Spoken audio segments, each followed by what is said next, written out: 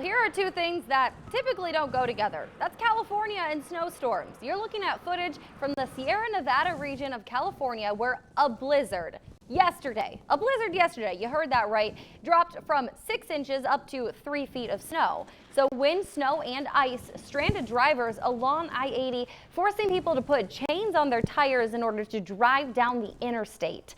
Sacramento was under a winter storm warning overnight. Now, when all was said and done, Northern California was turned into an October winter wonderland. I cannot believe that California had that much snow before we did. I was going to say, never would you think that the upper Midwest would see less snow than California. Even before Minnesota, like parts of Minnesota. I'm seriously shocked. I don't know how that works. I mean, we could get into it a little bit with La Nina and the cooler and the fact that the whole western half of the U.S. is in a much cooler than average setting, but still, it's California. I'd rather still focus on the fact that we don't have it. I know some people in the newsroom disagree with me, but I'm okay holding off on the snow. We haven't seen the first frost, and we're not looking at the first freeze until easily November. Crazy.